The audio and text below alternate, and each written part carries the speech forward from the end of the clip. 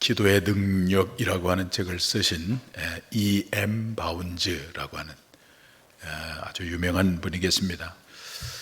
이분이 그의 책에서 하나님의 방법은 사람이다 라고 하는 말씀을 하셨습니다. 하나님께서 당신의 구원의 계획을 이루어갈 때에 사람을 통해서 이루어 가신다는 말씀입니다. 그래서 하나님의 관심은 어디에 있느냐? 하나님의 관심은 언제나 사람에게 있습니다.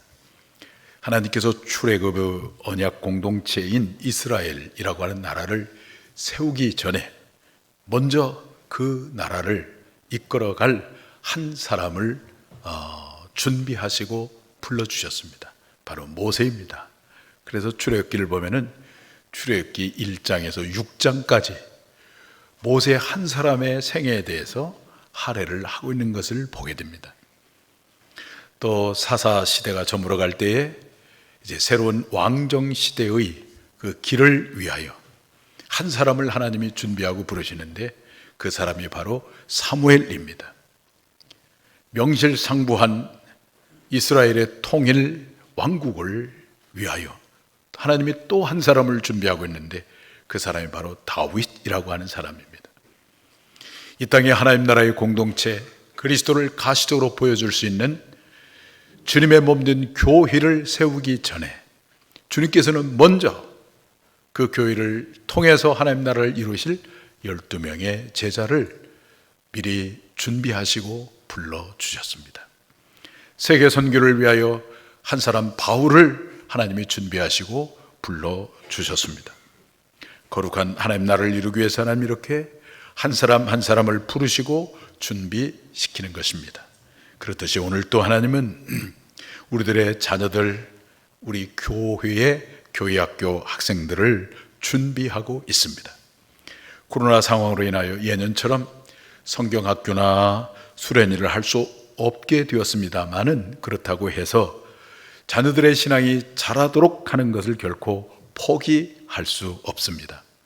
만약 우리들의 자녀들이 믿음의 사람으로 자라가기만 한다면 우리 대한민국은 분명히 소망이 있을 뿐만 아니라 역사를 주관하시는 하나님께서 이 대한민국을 세계 속의 한국으로 저 옛날에 인도의 시인 타고르가 말한 것처럼 대한민국을 성민 코리아로 열방을 섬기는 마지막 시대의 제사장 나라로 삼아 주실 것이기 때문입니다. 그렇다면 어떻게 우리들의 자녀들, 우리 교회의 교회학교 학생들을 믿음의 자녀로 자라도록 할 수 있겠습니까? 하나님 오늘 본문을 통해서 우리들의 자녀들과 우리 교회의 다음 세대들이 믿음의 사람으로 하나님의 사람으로 자라는 소중한 원리를 계시해 주고 있습니다. 오늘 본문을 보시면 우리가 본받아야 할 하나님의 사람 한 사람을 우리에게 소개하고 있는데 그 사람은 바로 삼갈이라고 하는 사람입니다. 삼갈은 온니엘과 에훗 다음으로 세 번째 이스라엘의 사사였습니다. 블레셋이 쳐들어왔을 때 위기에 빠진 이스라엘을 소문은 막대기로 600명의 블레셋 군인을 물리치고 위기에 빠진 이스라엘을 구원했던 사사였습니다. 오늘 믿음의 사람 삼갈을 통해서 우리들의 자녀들과 우리 교회의 다음 세대들이 믿음의 사람으로 하나님의 사람으로 자라도록 하는 그 거룩한 결단의 시간이 우리에게 있게 되기를 바랍니다. 어떻게 우리의 자녀들을 믿음의 자녀로 키울 수 있겠습니까? 첫째는 부모의 기도 신앙이 뒷받침되어야 합니다. 오늘 말씀 가운데 삼갈을 소개할 때 한번 읽어볼까요? 아낫의 아들 삼갈이라고 이렇게 소개하고 있는데 아낫이라고 하는 말의 의미는 응답이라고 하는 뜻이 있습니다. 그런 면에서 아마도 삼갈은 부모가 기도해서 낳은 아들이었을 것으로 추정을 합니다. 위대한 사사 삼갈은 그냥 태어난 것이 아니라 믿음의 가정과 기도하는 부모님을 통해서 태어난 사람이었던 것입니다. 그렇기 때문에 그 당시에 사사로 부르심을 받은 것이겠죠. 믿음의 사람 영적인 거장은 아무나 되는 것이 아닙니다. 준비된 사람이어야 합니다. 어떤 준비가 되어야 할까요? 바로 기도 준비입니다. 그래서 오늘 또 하나님은 간절히 울며 기도하는 그 부모의 자녀를 애타게 찾고 계십니다. 누가복음 23장 28절을 보시면 다 같이 보겠습니다. 예수께서 돌이켜 그들을 향하여 이르시되 예루살렘의 딸들아 나를 위하여 울지 말고 너희와 너희 자녀를 위하여 울라. 십자가의 죽음을 향하여 예수님이 걸어가는데 예수님을 따라오는 제자들이 막 울고 그런 거예요. 그러니까 그들을 향하여 우리 주님께서 하신 말씀이 나를 위하여 울지 말고 너희와 너희 자녀를 위하여 울라, 이렇게 말씀하셨어요. 자녀를 위해서 기도하지 않는 부모가 어디 있겠습니까마는 우리 예수님은 뭐라고 우리에게 요구하고 있냐면 자녀를 위하여 울라고 말씀하고 있어요. 자녀를 위해서 울며 기도하는 부모가 되라, 이렇게 말씀하고 있는 것입니다. 예수님께서 세례 요한을 여자가 낳은 자 중에 가장 큰 자라고 칭찬을 하셨는데 그의 아버지 사가랴가 그를 위해서 간절히 기도하여 낳은 아들이었기 때문입니다. 누가복음 1장 13절을 한번 보겠습니다.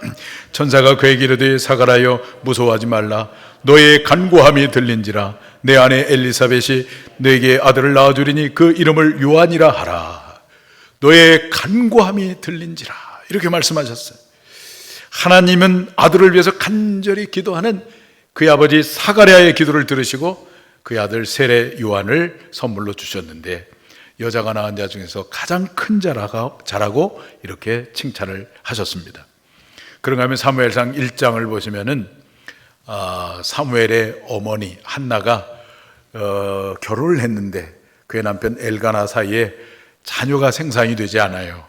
그러니까 엘가나가 다른 여자, 분인나라고 하는 여자와 사이에서 자녀를 계속해서 이렇게 낳습니다. 그런데 한나는 자녀가 없어요. 자녀를 갖지 못한 이 여인의 한과 그 아픔을 이 한나가 끌어안고 성전에 가서 하나님 앞에 무릎을 꿇고 간절히 기도를 하는데 옆에서 지켜보던 엘리 제사장이 가만히 보니까 술에 취한 것처럼 그렇게 입술이 부르부르 떨리고 있었어요. 왜 독주를 마셨느냐? 아닙니다. 내가 술에 취한 것이 아니라 지금 아들을 위해서 내가 기도하고 있습니다. 하나님께서 이 한나의 기도를 들으시고 이제 마침내 아들을 선물로 주셨는데 그 아들의 이름이 바로 사무엘입니다. 사무엘이라고 하는 말은 여호와께서 기도를 들으셨다라고 하는 거예요. 여호와께서 한나의 기도를 들으시고 선물로 주신 아들이 바로 사무엘입니다. 사무엘이나 세례 요한이나 여러분 무엇으로 태어났습니까? 기도로 태어난 사람들입니다. 그랬던 그들이 그 시대와 역사를 바꾸어 놓았습니다. 바울 이후의 최고의 성자라고 불리는 성 어거스틴의 이야기를 여러분이 잘 아실 것입니다. 그는 AD 354년 저 북아프리카의 타가스테라고 하는 곳에서 태어났습니다. 그런데 그의 나이 17살 때 카르타고에 살면서 카르타고의 죄의 향락에 푹 빠지고 말았습니다. 그리고 그 이듬해 18살 때 아들을 낳았고 19살에는 극장의 쾌락에 빠지고 20살이 되었을 때 저 블레셋에서 출현한 이교도인 마니교에 심취해서 9년 동안의 세월을 이렇게 보냈습니다. 그랬던 그 어거스틴이 주님을 인격적으로 만나고 회심하여 바울 이후에 최고의 성자가 될 수 있었던 것은 비록 그러한 자식이었지만 포기하지 아니하고 그 자식을 위해서 간절히 기도하는 어머니 모니카의 기도가 있었기 때문입니다. 그 당시 목사였던 암브로시우스 목사님이 계셨는데 어거스틴의 어머니 모니카가 한 번은 찾아왔습니다. 목사님, 제가 제 자식을 위해서 그렇게 간절히 기도하는데 제 자식은 돌아오지 않습니다. 조금도 변화가 없으니 이제 제 자식을 위한 기도를 포기해야 할 것 같습니다. 그랬더니 그 암브로시우스 목사님 뭐라고 얘기했냐면 이런 유명한 말씀을 했어요. 자식을 위하여 눈물로 기도하는 어머니의 자식을 하나님은 결코 망하게 하지 않습니다.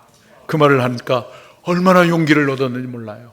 자식을 포기하려고 했는데 용기를 가지고 다시 돌아와서 하나님 앞에 엎드려 울며 간절히 기도를 했어요. 어느 날 어거스틴이 어느 한 정원에서 배회를 하고 있는데 갑자기 음성이 들려옵니다. 들어서 읽어라. 들어서 읽어라. 주변을 보니까 아무도 없어요. 그런데 음성이 들려요. 그래서 주변을 보니까 성경 쪽복음이 돌아다니는 겁니다. 그래서 그들 주워서 읽었는데 그 말씀이 유명한 로마서 13장 13절에서 14절 말씀이에요. 우리 한번 읽어봤으면 좋겠습니다. 낮에와 같이 단정히 행하고 방탕하거나 술 취하지 말라. 음란하거나 호색하지 말며 다투거나 시기하지 말고 오직 주 예수 그리스도로 옷 입고 정욕을 위하여 육신의 일을 도모하지 말라. 그 말씀이 어거스틴에게 큰 음성으로 들려왔어요.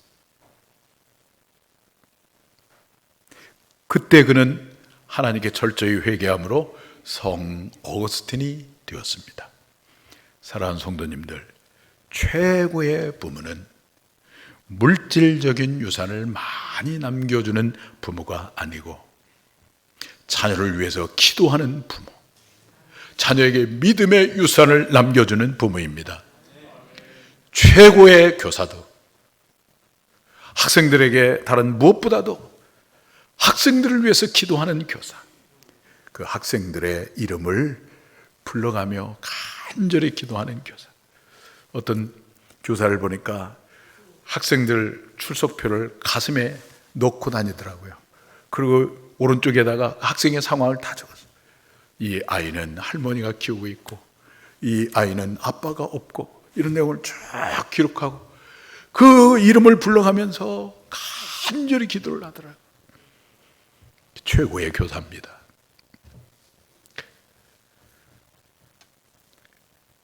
여러분들이 이런 말씀을 들으면 자녀를 위해서 기도해야지 이런 마음이 들 거예요.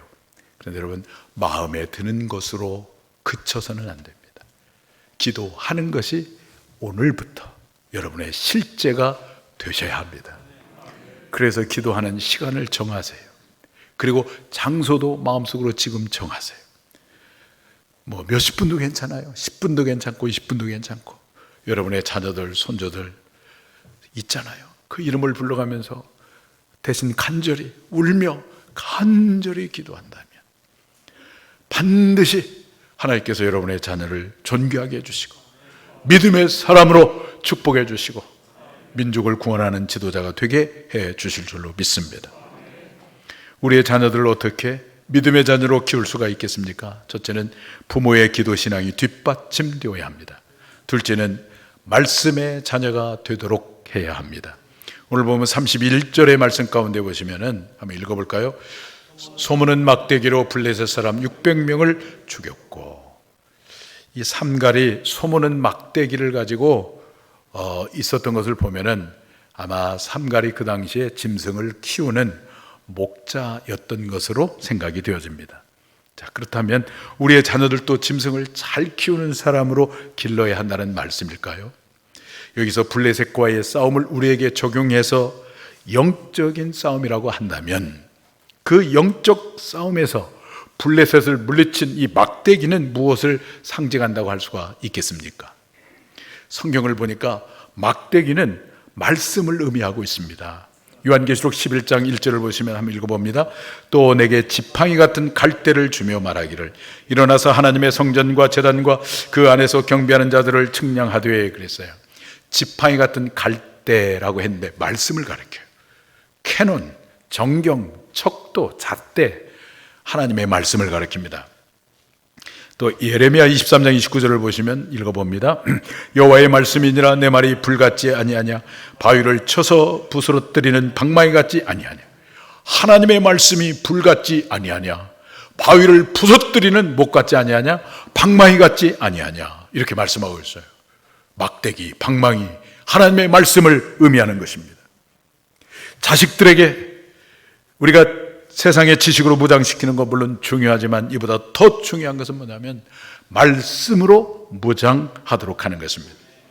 왜냐하면 세상의 지식은 영적 싸움의 대상인 세상이나 죄나 사탄을 이길 수가 없어요. 요즘은 이렇게 텔레비전 이렇게 뉴스를 보면은 아주 공부 잘했던 사람들, 아주 최고의 학부를 나온 사람들, 아무나 학교 갈 수 없는 고시를 패스한 사람들, 그런 사람들이 등장을 하는데 우리가 상상할 수 없는 죄를 다 짓고 있어요. 죄가 너무 크니까 봐주고 있어요. 우리가 최고의 학부를 나왔다고 해서, 세상에 화려한 스펙을 가지고 있다고 해서 그 지식이 세상을 이기거나 죄악을 이기거나 사탄의 권세를 이기는 것이 아니고 오직 하나님의 말씀만이 그 모든 것을 이길 수가 있는 거예요. 영적 싸움에서 승리할 수가 있는 것입니다. 그래서 시편 기자는 시편 119편 9절에 이렇게 말씀을 하고 있어요. 시작. 청년이 무엇으로 그 행실을 깨끗하게 하리까? 주의 말씀만 지킬 따름이니이다. 우리의 삶을 깨끗하게 하는 것은 오직 하나님의 말씀입니다. 그런가 하면 시편 23편 4절을 보시면 내가 한번 읽어볼까요? 내가 사망의 음침한 골짜기로 다닐지라도 해를 두려워하지 않을 것은 주께서 나와 함께 하심이라. 주의 지팡이와 막대기가 나를 안위하시나이다. 사망의 음침한 곳에서 건짐을 받도록 하는 것이 무엇입니까? 주의 지팡이와 막대기, 다시 말하면 하나님의 말씀입니다. 여러분, 이 소무는 막대기는 아무것도 아닌 것처럼 보입니다. 왜냐하면 칼도 아니고 창도 아니고 방패도 아니잖아요. 아무것도 아니에요. 그런데 하나님의 말씀도 마찬가지예요. 하나님의 말씀도 보면 물리적으로 보면 아무것도 아닙니다. 문자에 불과합니다. 소모는 막대기 아무것도 아닌데, 그런데 그 막대기로 블레셋 군이 600명을 죽이고 민족을 구원했어요. 하나님의 말씀도 그냥 보면 아무것도 아니에요. 아무런 능력이 나타나지 않아요. 문자로 보면 아무런 능력이 없어요. 그러나 하나님의 말씀은 문자 이전에 무엇이었을까요? 하나님의 음성이었어요. 모세가 모세오경을 기록할 때 뭘 보고 베낀 것이 아니라 하나님이 들려주시는 음성을 듣고 기록했어요. 사도 요한 요한계시록을 기록할 때 뭘 베낀 것이 아니라 하나님이 주신 음성을 듣고 기록했어요. 문자 이전에 하나님의 음성이었습니다. 하나님의 말씀을 들을 때 우리가 음성으로 들어야 그 속에 하나님의 숨결이 있고 거기에 하나님의 인격이 있고 거기에 하나님의 능력이 있어요. 어느 날 80세에 초라한 양을 치던 노 목자인 모세가 그가 과거에 경험했던 아주 웅장하고 화려하고 장대한 이집트와는 비교할 수 없는 아주 후미지고 볼품이 없고 매력 없는 미디안 광야 한 구석에서 하나님의 음성을 듣습니다. 모세야, 모세야, 네가 선 곳은 거룩한 곳이니 내 신을 벗어라. 모세만 그 음성을 들어요. 그 음성을 듣는 순간 그 가시떨기 불꽃 가운데 있는 곳은 거룩한 성소가 되었어요. 그때 모세는 얼마나 그 하나님이 두려웠겠어요. 음성으로 들려주시는 하나님이 얼마나 두려웠겠습니까? 사도 요한이 저 반모섬에서 캄캄한 사방으로 막혀있는 감옥에서 어느 주일날 하나님의 음성을 들을 때 얼마나 두려웠겠습니까? 그런데 그들이 그렇게 하나님의 말씀을 음성으로 들었기 때문에, 그 말씀이 그에게 생명이 되었기 때문에 그들이 하나님의 부르심을 받아서 모세는 이스라엘 민족을 구원하는 지도자로 쓰임을 받을 수가 있었고, 사도 요한은 역사의 시작과 종말을 말씀하시는 하나님의 계시를 전할 수가 있었던 것입니다. 말씀을 성령의 감동을 따라 음성으로 들을 때 그 말씀은 살았고 운동력이 있는 말씀이 됩니다. 우리의 영과 혼과 골수와 관절을 찔러 쪼개기까지 하는 능력의 말씀이 되는 것입니다.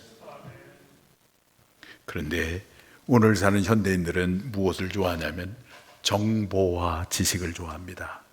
왜냐하면 그 정보와 지식을 많이 가질수록 그것이 재산이 되고 그것이 생존의 전략이 되기 때문에 그렇습니다. 그래서 어떻게 하면 짧은 시간에 정보를 많이 가지고 있느냐에 따라서 세상에 성공하기도 하고 실패하기도 합니다. 그러다 보니까 우리가 말씀을 들을 때, 말씀을 공부할 때도 정보와 지식으로만 공부하고 듣는 경향이 있어요. 그러나 정보와 지식은 비인격적입니다. 우리의 영을 살아나게 하지 못합니다. 우리의 관계를 풍성하게 할 수가 없습니다. 우리 인간은 정보에 의해서 사는 존재가 아니라 관계 속에서 살아가는 존재입니다. 하나님이 그렇게 우리를 만드셨어요. 말씀을 지식이나 정보로 듣는 것이 아니라 하나님의 음성으로 들을 때에 하나님과 나와의 인격적 관계가 그 말씀을 통해서 맺어지고, 그리고 나와 너와의 관계가 맺어집니다. 그러기 위해서는 말씀을 대하는 태도가 반듯하고 정직하고 겸손해야 합니다. 성령님, 오늘 제가 말씀을 듣습니다. 말씀을 읽습니다. 제 마음을 조명해 주시고 말씀을 듣고 읽는 중에 하나님의 뜻을 알게 하여 주시고 하나님 아버지의 마음을 내 마음에 부어 주옵소서. 그런 자세로 여러분 말씀을 대해 보세요. 말씀을 대할 때 하나님이 큰 천둥과 번개와 같이 여러분의 심장을 두드리는 말씀으로 여러분에게 임하게 될 줄로 믿습니다. 뿐만 아니라 우리가 말씀을 읽을 때 우리는 또 소리내서 읽도록 하는 것이 중요합니다. 유대인들은 어렸을 때부터 성경을 소리내서 읽도록 가르쳐요. 어렸을 때부터 소리내서 읽으니까 장성에서 소리내서 읽습니다. 몇 년 전에 저 예루살렘에 가본 적이 있었는데, 예루살렘 성전이 예수님이 예언에 따라서 AD 70년에 허물어졌잖아요. 허물어지고 남은 서쪽 벽이 있어요. 그것을 소위 통곡의 벽이라고 하는데, 그 통곡의 벽에 가보니까 그 유대인들이 새까만 옷을 입고 바글바글하게 와가지고 아침부터 저녁까지 성경을 소리내서 읽고 있더라고요. 성경을 외우고 소리내서 막 읽고 있어요. 어떻게 보면 참 무식하게 보이기도 하지만은 그런 유대인들이, 얼마 되지 않는 유대인들이 세계를 지금 주름잡고 있지 않습니까? 우리의 자녀들이 말씀을 읽거나 들을 때 음성으로 듣고 또 순종하기 위하여 믿음으로 듣는다면 세상과 사탄이 감당할 수 없는 믿음의 사람이 될 것입니다. 그런가 하면 우리는 자녀들에게 말씀을 부지런히 배우도록 해야 합니다. 여름 성경학교나 수련회가 예전처럼 지금 되지 못하는데, 우리 교회는 그렇지 않지만 가끔 이렇게 들려오는 소식을 보면은 성경학교에 학생들을 안 보낸대요. 자녀를 안 보낸대요. 수련회 때 안 보낸대요. 왜 안 보내냐? 영어 공부해야 되고 수학 공부해야 되기 때문에 안 보낸다는 거예요. 누가? 그 교회의 항존직 분자들이 안 보낸다는 거예요. 우리 교회가 아니고 너무 교회 얘기 내가 들었어요. 그런데 여러분, 우리는 말씀을 부지런히 가르쳐요. 부지런히 배울 수 있도록 해야 됩니다. 말씀으로 무장해야만 우리가 세상을 이길 수가 있어요. 우리 예수님을 보면 제자들을 길거리에서도 말씀을 가르치고 배 위에서도 말씀을 가르치고 산 위에서도 말씀을 가르치고 휴당에 가서도 말씀을 가르치고 때와 장소를 가리지 아니하고 길가 있을 때마다 예수님은 제자들에게 말씀을 가르쳤어요. 우리가 이 종말을 복되게 살아가는 길, 종말에 나타날 수많은 미혹을 이기는 길은 말씀으로 무장하는 것밖에 없습니다. 마태복음 24장이 마태복음의 종말론인데, 거기서 종말의 징조를 말할 때 그 첫 번째 징조가 뭐냐면은, 지난 시간에 말씀을 드렸지만은 거짓 선지자들이 나타나서 미혹을 하는 거예요. 미혹을, 수많은 사람을 미혹을 하는 거예요. 오늘도 수많은 우리 성도들이 미혹을 당해가지고 가지 말아야 할 곳에 있잖아요. 신천지에 30만 명이 가 있고 하나님의 교회에 40만 명이 가 있고 미혹을 당해서. 왜 그래요? 말씀이 없기 때문에 그러는 거예요. 말씀으로 무장하지 않으니까 분별력을 잃어버려서 그 미혹에 다 넘어가고 말았던 것입니다. 특히 우리 자녀들, 우리 교회 학교 학생들이 날마다 접하는 학교, 이 학교가 참으로 좋은 곳이지만은 그러나 동시에 얼마나 위험한 곳인지 모릅니다. 각종 이단들이 침투해서 유혹하고 있어요. 종교 다원주의가 범람하고 있습니다. 그럴 리는 없겠지만 만약에 차별금지법이 통과된다면 학교에서 동성애도 하나의 성이라고 가르칠 것입니다. 그때 말씀을 통해서 분별하지 못하면 그렇구나 하고 그냥 넘어갈 거예요. 그러나 말씀으로 무장된 우리 학생들이라고 한다면 아니야. 하나님은 남자와 여자를 창조하셨고 그 남자와 여자를 통해서 생육하고 번성하도록 하셨고 이것이 하나님이 세워주신 창조 질서고 이것이 진리야. 그러면서 분별을 하게 될 거예요.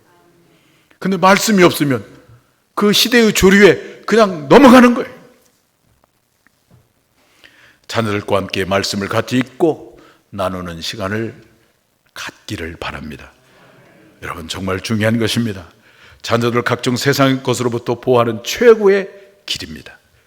교회 학교 교사들은 매주마다 말씀을 주고 읽고 그것을 삶에 적용하도록 해보시고 그것에 대한 반응을 반드시 받고 그리고 격려해주는 우리 교사와 학생들이 된다면 그냥 주일날 가두리 양식장처럼 그냥 주중에 어떻게 살았는지 전혀 상관하지 않고 있다가 교회에 온 학생들을 그 1시간 정도밖에 안 되는 짧은 시간에 말씀을 가르친다고 해서 아이들이 믿음으로 자라겠냐고요. 그러나 주중에 계속해서 학생들을 위해서 기도하고 말씀을 주고 삶에 적용하도록 하고 어떻게 살았는지 점검하고 잘 살았을 때는 격려해주고 그럴 때 교사와 학생들이 인격적인 관계가 만들어지고 영적인 관계가 만들어지는 거예요. 그런 동안에 자녀들이, 우리 학생들이 정말 믿음의 사람으로 자라가게 되는 것입니다.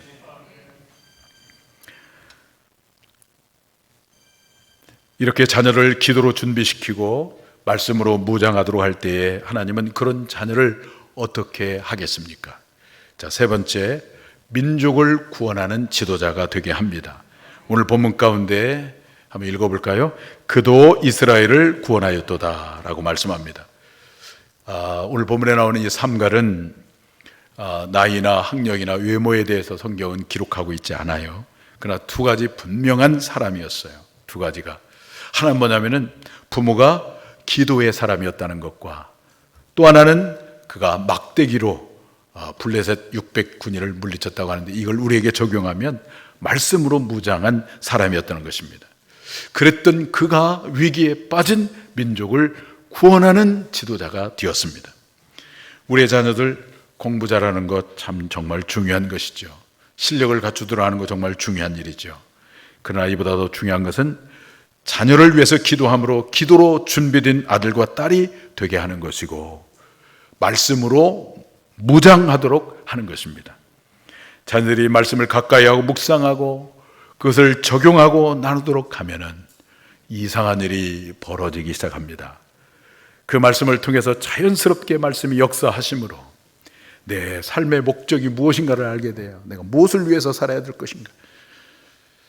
제가 어느 곳에 목회를 하고 있는데 청년이 저 중국의 단기선 몽골에 단기 선교를 갔다 왔는데 갔다 오고 나서 저한테 찾아왔어요. 목사님, 제가 학교를 중퇴하기로 결심했습니다. 왜 중퇴해? 제가 중퇴하고 다시 시험을 봐서 제가 원하는 과에 가려고 그럽니다. 그런 거예요. 단기 선교를 갔다 와서 인생의 목적이 바뀌어버렸어요. 말씀과 기도를 통해서 하나님을 만나니까 내가 무엇을 살아야 될 것인가 목적이 바뀌어졌어요. 그래, 잘했다. 하나님이 너 인생을 책임져 줄 거야. 지금 멋지게 살고 있습니다.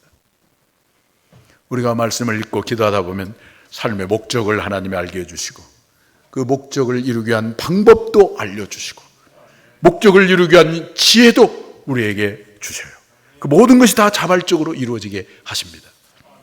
제가 전에 목회하던 교회에서 벌어진 일인데 한 집사님에게 중학생 아들이 있었어요. 근데 이 아이가 참 착하고 참 그러기는 하는데 공부를 못해. 자기 학급에서 중간밖에 안 돼요. 그런데 원하는 고등학교는 아주 최고의 학교를 가려고 그래요. 목사님, 한번 기도 한번 해주세요. 그래요. 저녁에 전화로 이제 기도를 했어요. 혁진아, 하나님이 너를 사랑해. 너를 위한 놀라운 계획이 있어. 너는 잘할 수가 있어. 그 대신 한 가지를 꼭 해야 돼. 그래서 묵상을 해야 돼. 그 매일 성경이라고 청소년 매일 성경이 있었거든. 묵상을 꼭 하기를 바란다. 그래서 하겠다는 거예요. 그래서 매일매일 묵상하고 묵상한 내용을 기록하고 그리고 결단의 기도도 기록하고 기도는 기록한 내용을 네가 읽으면 그게 기도가 돼. 그래서 그렇게 해. 그래서 그렇게 할 수 있도록 제가 전화로 막 기도를 해 주었어요. 그렇게 한 지 6개월이 지났는데 학급에서 중간점 하는 이 아이가 6개월 만에 2등으로 올라갔어요. 그리고 졸업할 때 자기가 원하는 학교에 충분히 갈 수가 있는데 그 학교보다 더 좋은 학교를 갔어요. 더 좋은 학교. 근데 그 모든 것이 자발적으로 그렇게 되었다는 거예요. 공부 잘하라고 제가 하지 않았어요. 말씀을 읽으라고 그랬어요. 묵상하라고 그랬더니 하나님께서 역사하셔서 삶의 목적을 알게 하시고 목적이 생기니까 에너지가 생기잖아요. 자발성이 생기고 그래서 그러한 열매를 거둘 수 있었던 것을 보았어요. 부모는 자녀를 위해서 기도하고 자녀들은 말씀으로 무장하면 반드시 큰 인물이 됩니다.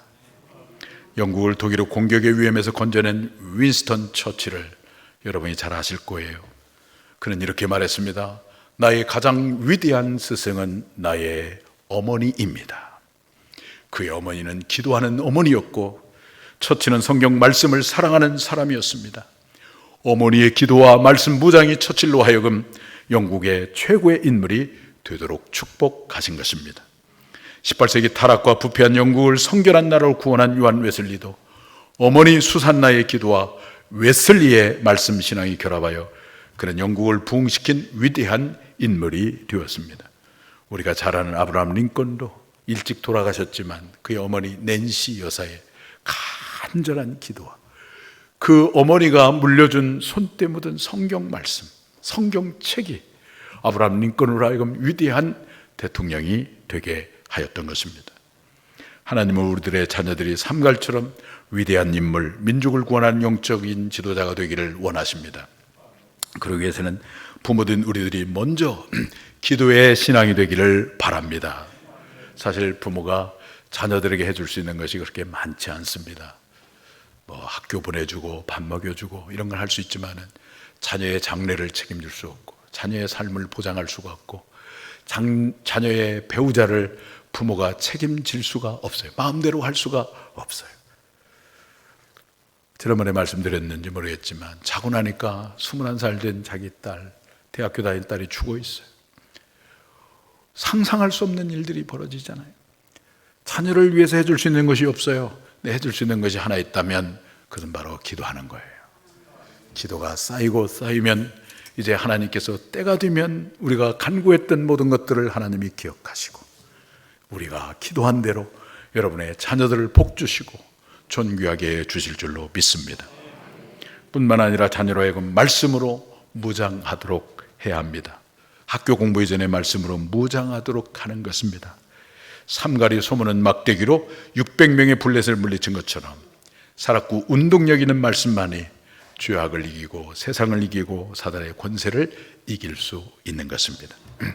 우리의 자녀와 우리 교회의 다음 세대들이 부모님의 기도로 준비되고 말씀으로 보장되어서 오늘 본문에 나오는 삼갈처럼 모세처럼 사무엘처럼 세례 요한처럼 아브라함 링컨처럼 윈스턴 처칠처럼 그렇게 하나님 앞에 귀하게 쓰임받고 민족의 큰 지도자로 쓰임받는 이런 축복이 여러분을 통해서 여러분의 자녀들에게 이루어지게 되기를 주님의 이름으로 축원합니다.